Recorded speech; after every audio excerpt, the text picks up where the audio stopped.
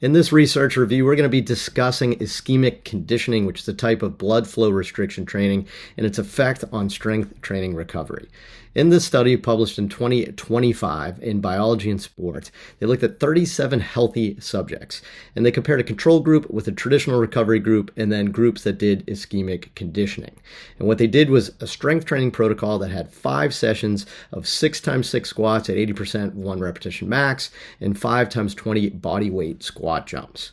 Now, when you looked at the 2 different groups, or the 4 different groups technically, they had a control group that did nothing, right? So they just did their strength training, a traditional recovery group which did stretching and foam rolling for 30 minutes, and then ischemic conditioning groups. And they actually had 2 different groups, which is part of why I really like the study.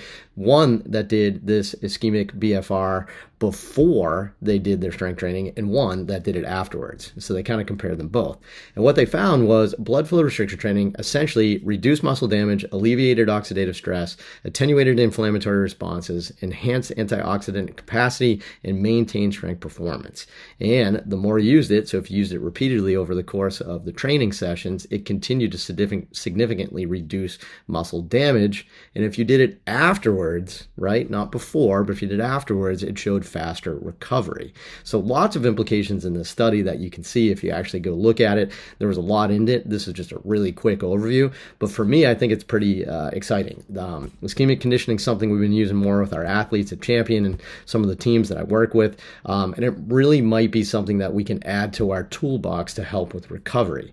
Now, interesting enough, traditional recovery, just the stretching and the foam rolling, did a pretty good job too. So it actually showed some effect as well. So for me, I always say, well, you know, what's the benefit of maybe doing them both together? But for me, I still like seeing this. I think it's a neat use of blood flow restriction training. So let me know what you think. If you've used this before, if you've been trying this protocol on your athletes, I kind of want to hear about it. I want to hear your experiences. Just comment below, let me know.